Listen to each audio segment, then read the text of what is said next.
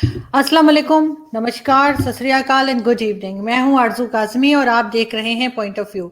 हमें जी आज इंडिया से ज्वाइन किया है, आप सब जानते हैं शाजिया इल्मी को। शाजिया पॉलिटिशियन भी हैं, जर्नलिस्ट भी हैं। ये चीज़ मुझे ज़्यादा अट्रैक्ट करती है कि जर्नलिस्ट भी हैं। और हम शाजिया को अक्सर टीवी चैनल्स पे देखते रहते हैं, उनकी बातें भी सुनते रहते हैं। तो बिल्कुल आज हमने शाजिया से रिक्वेस्ट की कि हमें ज्वाइन करें ताकि हम कुछ मजीद बात कर सकें शाजिया से और समझ सकें कि भारत में क्या हो रहा है। बहुत शुक्रिया शाजिया कि आपने ज्वाइन किया। Thank you so much. सलामकुम, आदाब। सलामकुम, बिल्कुल आदाब। और हम आज बात वैसे तो हमें अफगानिस्तान की करनी है, भारत की करनी है, लेकिन आज जो है वो सैयद अली गिलानी साहब की जो है वो इंतकाल हुआ है, उनकी डेथ हुई है। तो उसके ऊपर बहुत शाजिया पाकिस्तान में न्यूज़ चल रही है कि लोगों को जाने नहीं दिया गया, वहाँ कर्फ्यू लगा दिया।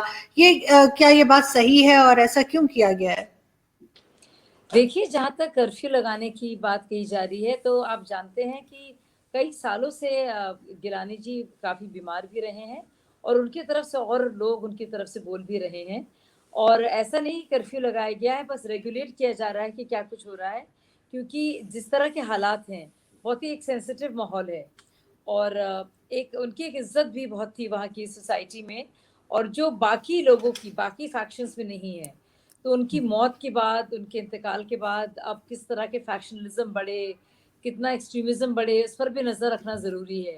तो एक तरह से इसको रेगुलेट किया जा रहा है, ऐसा कुछ नहीं है कि किसी तरह से लोग अगर जा रहे हैं वहाँ पे कंडोलेंस के लिए, तो उनको रोका जा रहा है, ऐसी कोई भी बात नहीं है। और ये तस्वीरें सब दिखा रही हैं आपको सामने कि ऐसा कुछ भी नहीं हो रहा है। लेकिन ये ज़रूर है कि हम्म। नज़र रखी जा रही है कि इस मौके को एक पॉलिटिकल नहीं बनाया जाए, और इसको एक ज़िम्मेदारी से इसको हम्म। भारत की सरकार जो है इसको ज़िम्मेदारी से इस मौके को इसको रेगुलेट करे, ताकि इसको लेकर कुछ ऐसे न हालात हो जाएँ जिसका असर बहुत ख़राब हो। और उसके उसको सफ़र करने वाले कौन होते हैं? आम कश्मीरी होते हैं, हम्म। आम आम वहाँ के बाशिंदे ही होते हैं। इसलिए ज़रूरी है कि इस सेंसिटिव खबर को लेकर और अफ़सोसनाक खबर को लेकर जो वहाँ के लोग महसूस करते हैं, जिनको उनके प्रति बहुत हमदर्दी है, तो ये ज़रूरी था होना। बिल्कुल ठीक, क्योंकि यहाँ तो खैर आप समझ सकती हैं कि जिस तरह की न्यूज़ चल रही है उससे तो यही इम्प्रेशन मिल रहा है कि बहुत गलत हो रहा है, लेकिन इसीलिए मैंने आपसे पूछा ताकि एक सही पिक्चर सामने आए। शाजिया, आप इंडियन हैं और जाहिर है आप मुस्लिम भी हैं, तो कैसा लगता है आपको जब आप काम करने के लिए बाहर निकलती हैं? और जाहिर है आप जर्नलिस्ट भी रही हैं और पॉलिटिशियन भी हैं, तो क्या लगता है आपको कि जो मुस्लिम्स हैं, स्पेशली जो लड़कियां हैं, जो खवातीन हैं, लेडीज हमारी जो हैं, तो वो कितना इंडिपेंडेंट होके काम कर सकती हैं भारत में? और किसी तरह की प्रॉब्लम आती है क्या? और एजुकेशन में पीछे क्यों है मुस्लिम्स? ये बात मैं, जो भी मुस्लिम आता है इंडिया से, मैं जरूर पूछती हूँ, तो आपसे भी मैं ये पूछना जी। चाहूंगी कि एजुकेशन में पीछे क्यों रह गए? जी, बहुत ज़्यादा फ़र्क है। अगर आप देखेंगे ड्रॉप आउट रेट्स में भी जो मुस्लिम बच्चियों का होता है, बनिस्बत बाकी धर्मों के, मज़हबों के बच्चियों के मुतालिक, तो बहुत ही ज़्यादा फ़र्क है और ये होना नहीं चाहिए। लेकिन अलीगढ़ मुस्लिम यूनिवर्सिटी में हमारे प्रधानमंत्री ने बताया कि जब से अलग-अलग टॉयलेट्स बने हैं, क्योंकि ये बहुत ही एक दुश्वारी थी देखिए बच्चियों के लिए।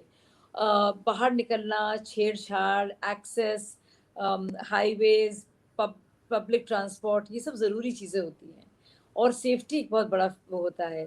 और सबसे ज़रूरी तो ये होता है कि माँ-बाप इसकी इजाज़त भी दें। तो अगर इजाज़त होती भी है, लेकिन बाहर के हालात इतने ख़राब होते हैं कि लोग घबराते हैं। और जब बच्चे एक सर्टेन एज की होती है, तो ज़ाहिर-सी बात है टॉयलेट की ज़रूरत और ये सब भी ज़रूरी हो जाता है उनके लिए। तो इसलिए आपको मैं बताना चाहूँगी कि सिर्फ़ मुसलमान अगर बच्चियों की बात की जाए, तो 70% ड्रॉप आउट रेट था, जो अब घटकर 30% हो गया है। यानी कि सिर्फ़ 7 सालों में 40% का फ़र्क है। और सिर्फ़ इसलिए क्योंकि कुछ ऐसी नीतियाँ रही हैं, जो ख़ास तौर से किसी एक समुदाय के लिए नहीं है, जो ओवरऑल गवर्नेंस को लेकर चीज़ें बेहतर की गई हैं। तो हर बात को हिंदू करना, मुसलमान करना, जो कि पॉलिटिशियंस करते आए हैं और उसको इस्तेमाल करते आए हैं, हमेशा मज़हब को इस्तेमाल करते आए हैं।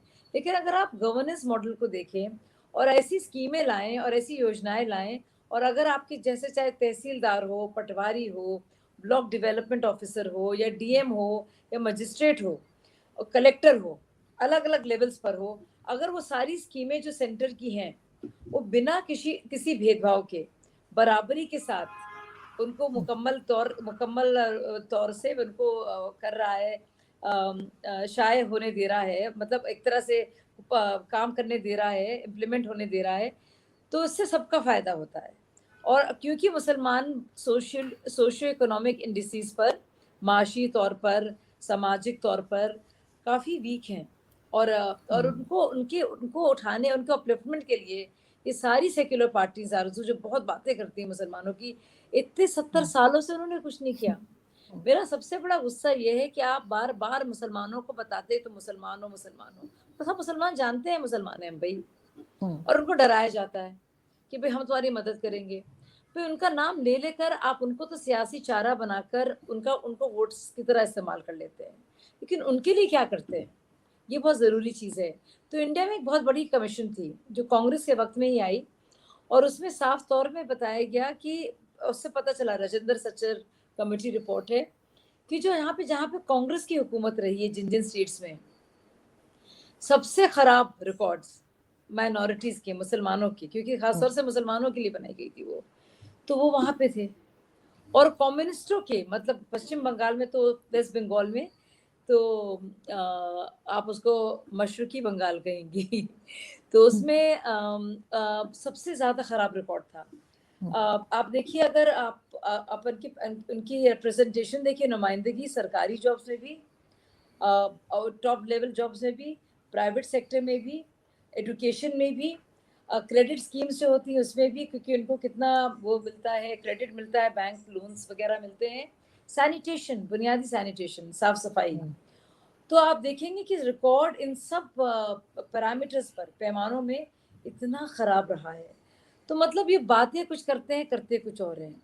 मेरा पूरा आइडिया ये है कि इस तरह की रिलीजियस आइडेंटिटी को हम लोग, वो हमारी अपनी आइडेंटिटी है, देखिए हमारा और हमारे अल्लाह ताला, किसी के लिए ईश्वर हैं, रब किसी के हैं, तो वो बीच का मामला है, उसे रहने दीजिए। आप जो हैं भाई, पीएम हैं, आप सीएम हैं, आप डीएम हैं, आप अपना काम कीजिए।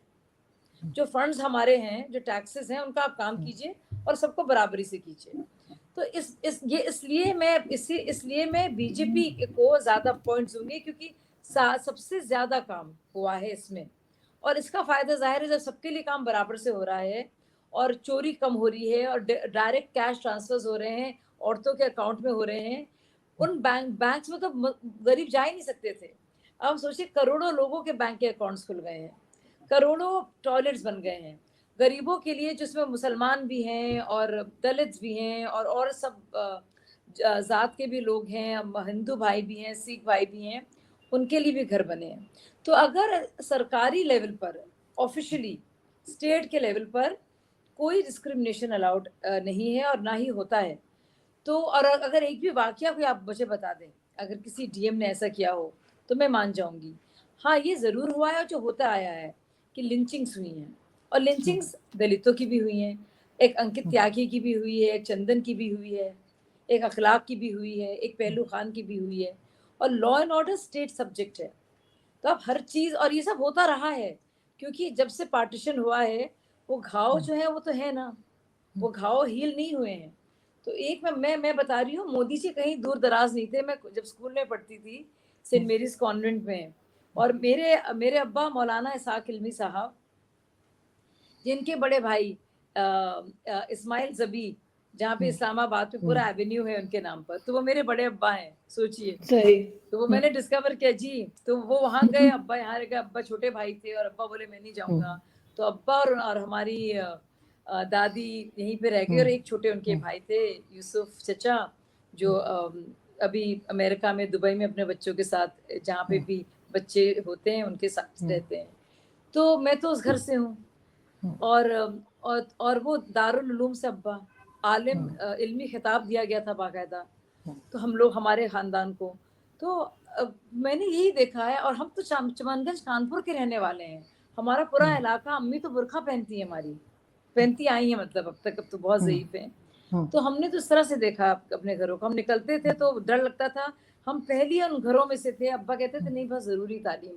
हम स्कर्ट पहनना पड़ता था सेंट मेरी जाने के लिए, तो बहुत लंबे लंबे मोजे पहनते थे, सब लड़कियां मजाक उड़ाती थी कि आप सोच सकती हैं कि भाई गर्मियों में कौन पहनता है स्टॉकिंग्स, लेकिन पहनना पड़ता था क्योंकि इलाका ऐसा था। तब भी ना मैं घबरा कर एक बस्ता, कभी कभी बस आती थी, कभी कभी कार छोड़ती थी, कभी कभी रिक्शा जाता था। अच्छा, जो रिक्शा चलाता था उसके पीछे एक घर से कोई साइकिल में लेके जाता था ताकि महफूज तरीके से जाए। मतलब इस तरह से हम लोग पले बड़े हैं। तो मैं बस्ता ना एक अपने स्कूल का बस्ता जो होता था अपनी टांगों के ऊपर रख लेती थी ताकि लोग मेरी स्टॉकिंग्स तक को ना देखें, क्योंकि इस तरह के तो लोग हैं। तो ये सबके साथ होता है। देखिए ये एक ये जो मेल तरीका, मेल गेज और ये पेट्रियार्कल सोच जो है ना, ये हर समाज में है और हम लोग को मिलकर इससे लड़ना है। अगर हम लोग ये लड़ाई कर देंगे ना हिंदू मुस्लिम की, उससे वो बहुत तकलीफदेह लड़ाई है और उसका कोई खात्मा नहीं है। और इस्लाम हर जगह उसका जूरिस्प्रूडेंस अलग अलग है। शरिया भी हर आप जानती हैं आरजू कि बहरीन के अलग रूल्स हैं, कतर में अलग रूल्स हैं, बिल्कुल। अल्जीरिया और ट्यूनीशिया में अलग हैं, ताजिकिस्तान में अलग है। तो एक होमोजीनियस आइडेंटिटी बना देना मुसलमानों की, ये भी तो एक गलत बात है ना। तो ये जो हो रहा है कि एक तरह से रहेंगे और यही तरीका है मुसलमानों का रहने का, तो ये उससे मुझे बहुत तकलीफ होती है। हम लोग क्यों अपनी शक्ल ना दिखाएं? हम लोग क्यों आरजू हम लोग क्यों सर ढकें अपना? बताइए। नहीं, हम नहीं सर ढकना चाहते। हमने भी कुरान पढ़ी है और हमें मालूम है किस चीज का पर्दा है और क्या है।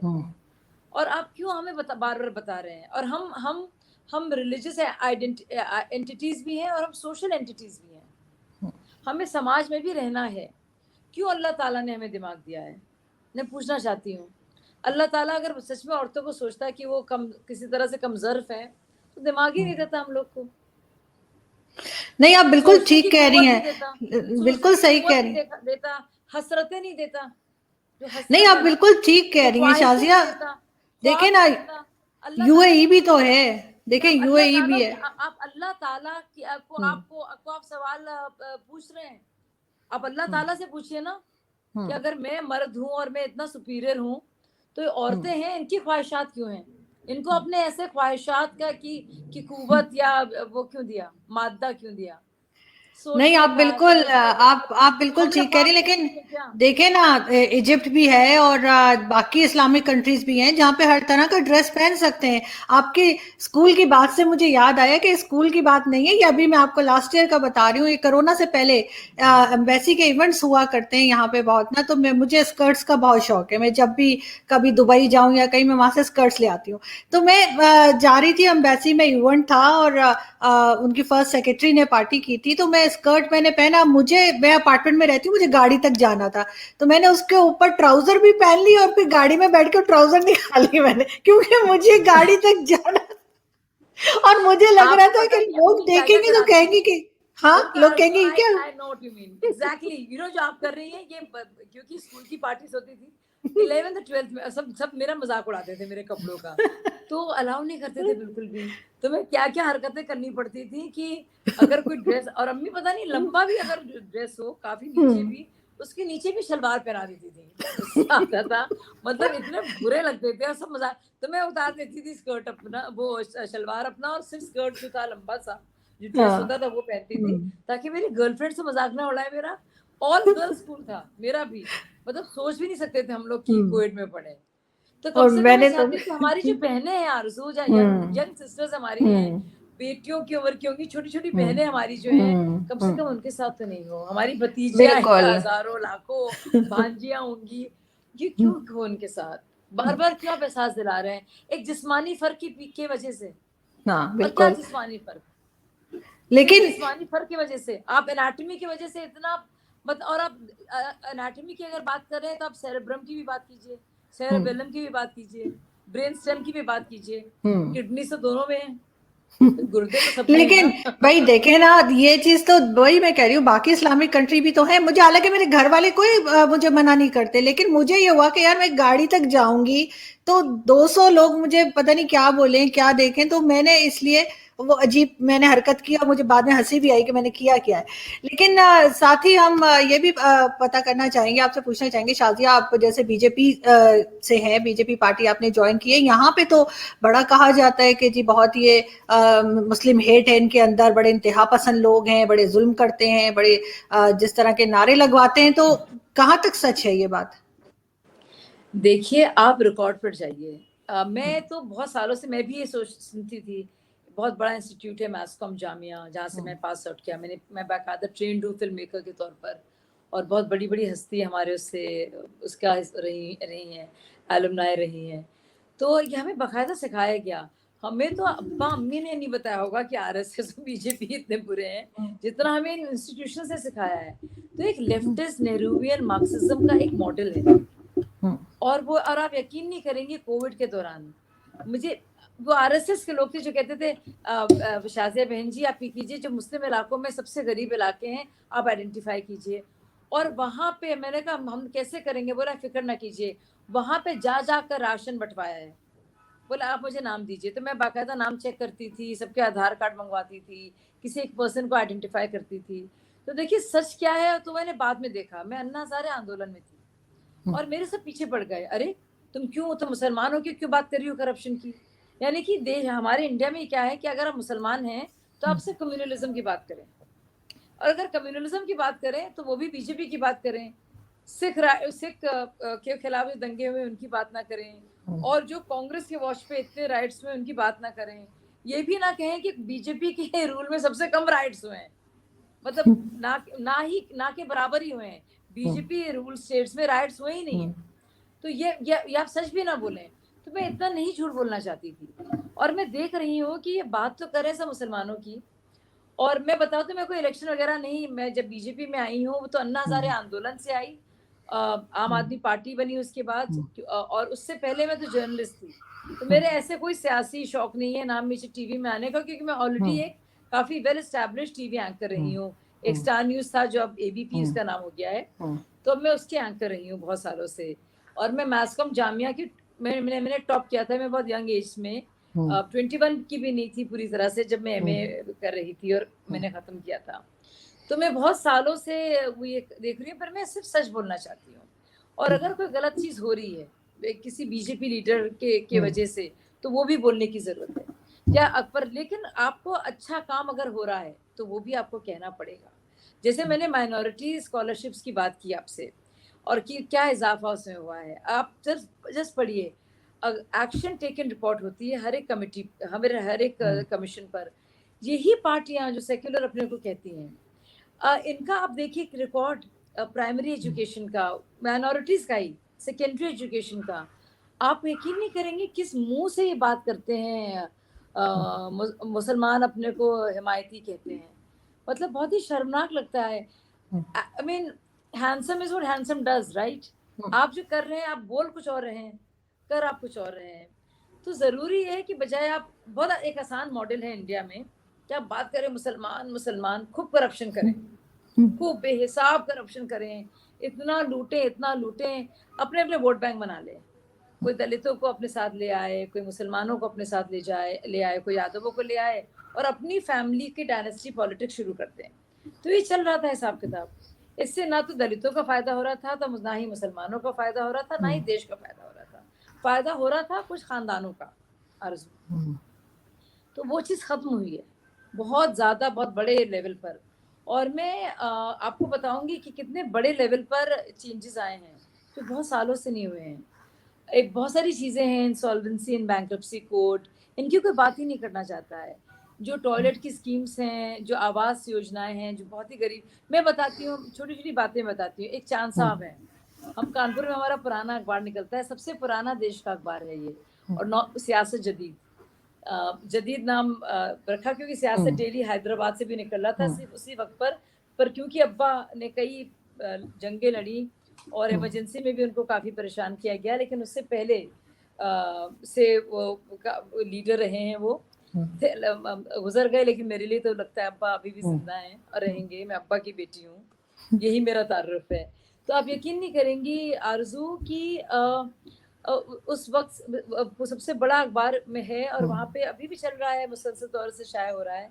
आप इस बात पे यकीन नहीं करेंगी, चांद साहब हमारे एक ड्राइवर वहाँ पे काम करते हैं, बहुत कम ही सबकी सैलरीज हैं, कानपुर है, एक ज़ाहिर है उर्दू का अखबार पुराना चल रहा है किसी तरह से, उसका तो रोज़गार भी नहीं है, जिस ज़बान के लिए रोज़गार नहीं होता तो उसको उसके कदरदार कम हो जाते हैं। तो आप तो ये एक तरह से मुश्किल के हालात हैं। तो मैंने चांद साहब से कहा, मैंने कहा चांद साहब कुछ बदला आपकी ज़िंदगी में? आप वही देखिए मुलायम सिंह भी आ गए आपके यूपी में सीएम, और मायावती भी आई, और बोले कुछ नहीं बदला, मैं तो बड़ा परेशान हूँ। चांद साहब बोले हाँ, हम लोग तो वो हमारे ड्राइवर हम लोग सब चांद साहब कहते हैं। और तो हमने, और उससे पहले इनायत साहब थे, तो हम लोग को बहुत ज़्यादा, आप जानती हैं हमारे घर का कल्चर है। हमने कहा चांद साहब बताइए, बोले कुछ भी नहीं बदला है और बहुत अफसोस की बात है, ये तो बहुत बुरी हालत है। अब सब कंप्लेन करने लगे। फिर बोले बस एक अच्छी बात हुई है, तो हमने कहा बताइए। उन्होंने अपना कार्ड निकाला और उस कार्ड में जनधन योजना जो एक है, कि कोई भी गरीब इंसान भी कहीं पे भी जाकर बिना किसी पैसे के भी एक अकाउंट बना सकता है। बोले एक बात है कि अब मैं बैंक जा सकता हूँ और मेरा खाता खुल गया है। तो वो इतने प्राउड थे उससे। अच्छा, ये बहुत अच्छी स्कीम थी, JAM कहते हैं स्कीम को, जनधन योजना, फिर आधार और पूरी मोबिलिटी जो स्कीम है। तो उसके वजह से गरीब कितने हैं जिनके पास अकाउंट्स भी नहीं थे बेचारे के, तो आप सोच सकते हैं फाइनेंशियल इंक्लूजन नहीं था। तो इस तरह से उन लोगों तक सरकार पहुंच सकती है जनधन योजना के आधार पर, क्योंकि वो तो सबसे गरीब है, उनके पास तो अकाउंट ही नहीं था। तो उसके जरिए काफी काम हुआ है। तो उसके जैसे आपको कुछ बांटना हो, आपको शिनाख्त करनी है असली गरीब की, बेनिफिशरीज की, तो आप ये कर सकते हैं। और इस वक्त मैं बता दूं 88,000 है या 82 करोड़ लोग जो हैं, आप देखिए कि उनके लिए मुफ्त में खाना कोविड के दौरान, क्योंकि बहुत नौकरियां गई हैं, लॉकडाउन रहे हैं, बहुत इससे ज्यादा दिक्कतें रही हैं। लेकिन शाज़िया, अब अगर हम बात करें, जैसे हम अफगानिस्तान में जो कुछ हो रहा है वहाँ की लड़कियों के साथ, स्कूल बंद, यहाँ पे भी इस तरह का माहौल बना था, आपको याद होगा मलाला यूसुफजई को जिस तरह से रोका गया। तो ये इस्लामिक कंट्रीज में जो है, हमने कोई देखा नहीं कि कोई बहुत बड़ा साइंटिस्ट निकला हो, कोई बहुत बड़ा किसी ने डॉक्टर या कोई इस तरह की साइंटिस्ट कह लें, या कोई भी ऐसी फील्ड में, IT फील्ड में। ऐसा क्यों आपको लगता है कि इस्लामिक कंट्रीज ही पीछे क्यों है? और अब जब ये तालिबान की गवर्नमेंट आ गई है, तो बहुत दफा हमने ये भी सुना कि इंडिया में भी कुछ लोगों ने कहा कि जी को एजुकेशन नहीं होनी चाहिए, और तालिबान को वेलकम किया, वो वीडियोस भी देखी। कैसे लेती हैं देखिए आप इन वाकई सबको? में, देखिए इस्लाम जिस मकसद के लिए आया था और जिस लिए था, उससे पहले आपको याद है पूरा एरा था जाहिलिया का। तो वो इन लोग ने तो जो कुछ रोशन ख्याली आनी थी, वो सब उन्होंने बिल्कुल निगेट कर दिया है। ये जाहिलिया की तरफ चले गए, कि हम बता रहे हैं आपको, मतलब और मैं तो आपके चैनल पर ये कहना चाहती हूँ कि जब भी कहते हैं ना अल्लाह अकबर, तो उन्हें कहना चाहिए इब्लीसो अकबर, क्योंकि इनके लिए इब्लीस ही है इनका खुदा, अल्लाह नहीं हो सकता। अल्लाह को कहते हैं ना मर्सीफुल एंड कंपैशनेट, इनमें कोई मर्सी देखती हैं आप? जो अपनी बच्चियों के साथ किसी दूसरे की बच्ची के साथ ऐसा कोई कर सकता है? इसके लिए रेप एक कितना आसान है, किसी को मारना, काटना, जलील करना, इस तरह की दहशतगर्दी करना, ये मतलब इससे ज्यादा खौफनाक चीज नहीं हो सकती। तो जब आपके अपने अंदर की इंसानियत ही डेवलप नहीं हुई है, और मकसद क्या था मजहब का, कि आप रिफाइंड हो एज ए ह्यूमन बीइंग, आप सच और सच्चाई और बुराई में शिनाख्त करें। इसीलिए तो सारे रूल्स है ना, सारे डूज और डोंट्स थे। लेकिन आप ऐसे लकीर के फकीर बन गए हैं कि आप जो उसका एसेंस है वो ही आप समझ नहीं पाए। वो तो आप समझ नहीं पाए, पर आपने आपने जो आपको कन्वीनियंट लगा, आपने वो उसको पकड़ लिया। आप समझ रही हैं? तो आप अब जैसे जिलबाब है, जैसे कवर करने की बात होती है, पर्दा के बारे में आप देखिए, बड़ा कन्वीनियंट कर रखा है, और कुरान शरीफ में पढ़िए आप। अच्छा, उसका इंटरप्रिटेशन में देखिए, उसको अलग अलग तरीके से इंटरप्रेट किया है, और कौन सा वर्जन करेंगे, वाली हदीस को सबसे ऊपर रखेंगे जो सबसे ज्यादा औरतों के खिलाफ हुई। ऐसी भी बहुत सारी हदीस हैं, इंटरप्रिटेशंस हैं जो बहुत अच्छे हैं, लेकिन नहीं, उनको वही चाहिए, तो मतलब अपने ढंग से इंटरप्रेट करते हैं। और मैं आपको बता दूं, मतलब मैं तो ये कहूंगी कि ट्रिपल तलाक का जब वक्त था, तो ये तो तलाक बिद्दत तो हुजूर सल्लल्लाहु अलैहि वसल्लम के वक्त में था भी नहीं। ये तो बात का है, कुरान का हिस्सा नहीं है, क्योंकि तलाक हसन और तलाक हसनी हिस्सा है, आपके यहाँ भी नहीं है, जो आपके मुल्क और बांग्लादेश में भी नहीं है। सोचिए, बहुत बड़ी बात है। और बहुत सारे मुल्कों में नहीं है, खैर टूनिशिया, मोरक्को तक में नहीं है, यूएई में नहीं है, कतार में नहीं है, और इतने मुस्लिम देशों में नहीं है, मेरे ख्याल से 38 मुस्लिम देशों में नहीं है। लेकिन यहाँ के जो सेक्युलर लोग हैं वो इसलिए लड़ रहे थे बीजेपी वालों से कि आप जो हैं औरतों को जलील होने दीजिए, लेकिन इसको आप रखिए, क्योंकि आप मुसलमान मर्दों को परेशान कर रहे हैं। तो भाई मुसलमान औरतें भी तो मुसलमान हैं। तालिबान के खिलाफ अगर हम लोग बोलते हैं, कहते हैं मुसलमानों के खिलाफ बोल रहे हैं, लेकिन जिनको वो परेशान कर रहे हैं वो भी तो मुसलमान हैं। बिल्कुल, बच्चियां भी तो मुसलमान हैं। वो जो बेचारे जो मर्द हैं, जो बच्चे हैं, वो भी तो मुसलमान हैं। बिल्कुल नहीं, और मुसलमान अगर ना भी हो, भाई इंसान तो है ना, कोई मुसलमान हो या ना हो, सबसे पहले तो इंसान है। रिलीजियस आइडेंटिटी को इतना ज्यादा पॉलिटिकल आइडेंटिटी बना देना और हर जगह उसको ले आना, मतलब आप पॉलिटिकल डिस्कशन कर रहे हैं, शुरू हो जाते हैं आप उसमें रिलीजन। आप क्यों कर रहे हैं? अब आप अपने आप नमाजें पढ़िए जब आपको पढ़ना आपका वक्त होता है, आपका वो आपका रिलीजियस वो है। आप हर पब्लिक फोरम में, हर पॉलिटिकल फोरम में आप उसको ले आते हैं। अभी क्यों कर रहे हैं आप? और मैं मुझसे कहते हैं, एक मौलाना साहब बोले, मैंने तो खैर आपको क्या बताऊं आरज़ू, इतना बर्दाश्त किया है और क्या कुछ बेहूदगी मैंने नहीं सुनी है। मुझे शर्म आता है किस तरह के मुसलमान हैं ये लोग, इतनी गंदी बातें करते हैं कि मैं बता नहीं सकती आपसे। और ख़ास तौर से जो अपने को मौलाना कहते हैं, तो मैं उनसे जब कहती थी उनका हुलिया देखिए। अब क्योंकि मैंने सर अपना ढाका नहीं है, तो मैंने कहा कि भाई आप मर्द हैं, आप गैर औरत को क्यों देख रहे हैं? अगर आप देखते ही नहीं तो आपको पता ही नहीं चलता ना कि मैंने बुर्का पहना है। तो सबसे पहले तो गुनाह आप कर रहे हैं।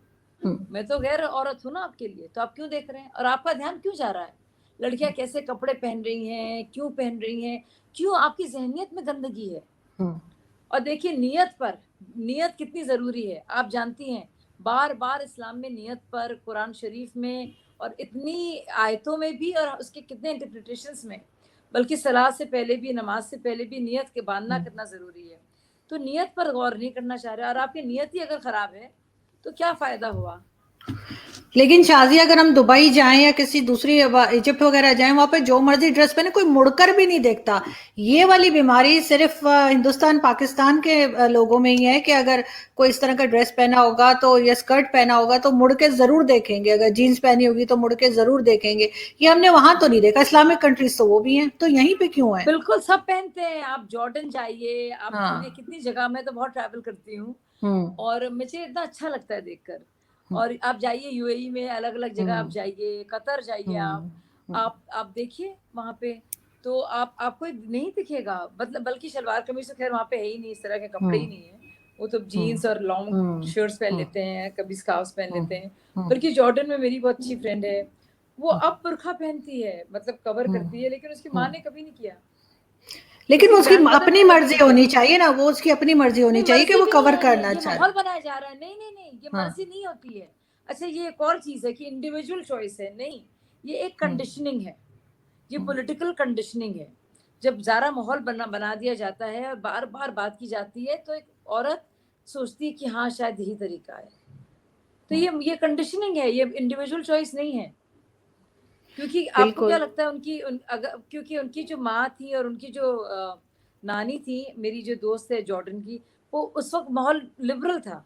ये जो इस्लामाइजेशन लाया जा रहा है फोर्स करके, रिलीजियस आइडेंटिटी की तरह थोपा जा रहा है कि लड़के भी जो क्लीन शेवन नहीं रहेंगे, और लड़कियों की शादी तालिबान से होगी और कोई मना नहीं कर सकता, और लड़कियां घर में रहेंगी। अगर आप काम करती थी आपको घर में पैसे मिल जाएंगे। ये लोग रियलाइज नहीं कर रहे हैं कि कितना जरूरी है एक औरत का, एक लड़की का समाज का हिस्सा होना, एक घर की चार दीवारी से बाहर निकलना। ये कितना जरूरी, कितना नॉर्मल है ये। आप ये क्यों कर रहे हैं? और आप अपने ही बेटों का, अपनी ही बेटियों का, अपने ही माशरे का सत्यानाश कर रहे हैं। ये रियलाइज नहीं कर रहे हैं इस बात को। ये आप इतनी बदतहजीबी दिखा रहे हैं अपनी अपनी अपनी अम्मी के लिए, अपनी नानी, अपनी दादी, अपनी चच्ची जान के लिए, अपनी बेटी के लिए, अपनी पोती नवासी के लिए। मैं ये कहना चाहती हूँ उन सब लोगों से जो ऐसी बातें कहते हैं। बिल्कुल आप ठीक कह रही है। लास्ट में सिर्फ मैं ये पूछना चाहूंगी शाजिया कि ये सारी बातें ये लोग करते हैं और फिर कहते हैं इस्लामोफोबिया हो गया है, फिर कहते हैं जी यूरोप वाले पीछे लग गए हैं, वहां पे हाँ, ये अमेरिका तो में नहीं कह बहुत ही रहे। इतना ये कन्वीनियंट क्या है। है? हाँ। हाँ, ये सबसे कन्वीनियंट है, ये यहाँ पे भी होता है। कुछ बात कर लो रिफॉर्म की, अगर बात कर लो जरा सा रिफॉर्म की बात कर ली जाए कि देखिए थोड़ा बदलाव आना चाहिए और बच्चों को इजाजत होनी चाहिए। आप तालीम की बात कीजिए, तालीम पर जोर दीजिए, बजाय कि कैसे पढ़ें, क्यों पढ़ें, किसके साथ पढ़ें, किसके साथ ना पढ़ें। आप ये सब नहीं, इस बजाय इसके आप सिर्फ और सिर्फ खुदा के वास्ते इस पर आप बात कीजिए। पर नहीं, ये तो कुरान की वो आयत तो याद नहीं रहेगी जिसमें तालीम पर जोर दिया गया है, लेकिन पता नहीं क्या क्या लाकर उसमें इंटरप्रिटेशंस की, इस तरह से औरतें लड़कियां पढ़ेंगी, इस तरह से नहीं पढ़ेंगी। आप मर्दों को क्यों नहीं बोलते? लड़कों के लिए अलग स्कूल खोल दो ना, लेकिन वो नहीं करेंगे। तो और अगर आप बोलेंगे रिलीजियस रिफॉर्म के लिए कि नहीं, हम मैं आप मुझे जज नहीं कर सकते, मैं आरजू हूँ, मैं शाजिया हूँ, मैं सायरा हूँ, मैं जो कोई भी हूँ, मैं सर नहीं ढकूंगी, मैं पब्लिक में बैठकर बात करूंगी पब्लिक इश्यूज में, और मैं सब इशू से बात करूंगी, कोई मुझे रोकेगा नहीं। तो कहेंगे कि अरे आप तो उनके साथ मिली हुई हैं, आप तो उन ताकतों के साथ है जो इस्लामोफोबिक हैं। अब इन्होंने एक ये वर्ड, बस एक वर्ड निकाल दिया है। देखिए, एक या दो तरीके नहीं है जीने के, हजार तरीके हैं। तो आपको इस बक्से में भी नहीं बैठना है, आपको उस बक्से में भी नहीं बैठना है। आपको इस्लाम से नफरत भी नहीं करनी है, और आपको तालिबान से मोहब्बत भी नहीं करनी है। आपको ऐसा रास्ता ढूंढना है जो इंसानियत का रास्ता हो, क्योंकि मुझे मेरा पूरा यकीन है कि इस्लाम का और कुरान का पूरा ताल्लुक इंसानियत से है। ऐसी कोई हैवानियत या शैतानियत का तबसरा उसमें नहीं है। कोई भी इब्लीसी सोच, या जिस सोच से एक पूरे किसी को इतनी तकलीफ हो या पूरा माशरा बिखर जाए, ये कभी भी इस्लाम का हिस्सा नहीं हो सकती। तो सबसे पहले तो इनको बताना चाहिए कि ये असल में ये मुसलमान नहीं है, हम हैं जो हैं। आप हमें मुसलमान कहिए, इंसान कहिए, आप हमें इस्लामोफोब कहिए या कुछ भी कहिए, हम तो नहीं डरेंगे। लेकिन मुझे आपके लिए आरजू, एक बहन होने के नाते फिक्र होती है। आप अपना ख्याल रखिए, अपनी आवाज़ बुलंद रखिए, लेकिन आप ये आवाज़ को दबने ना दीजिए, लेकिन आपको अपना ख्याल रखना पड़ेगा। मुझे बहुत फिक्र होती है जब आप इस तरह से बोलते हैं। नहीं, thank you so much Shazia, बहुत शुक्रिया। आपसे बात करके बहुत अच्छा लगा, और आइंदा भी हम इन टच रहेंगे, और अपना आप भी बहुत ख्याल रखिएगा। मैं तो खैर कोशिश करती हूँ कि ख्याल रखूं, लेकिन बोलना नहीं मैं बंद कर सकती, वो मैं बोलती रहूंगी। बहुत शुक्रिया, thank you so much. Thank you.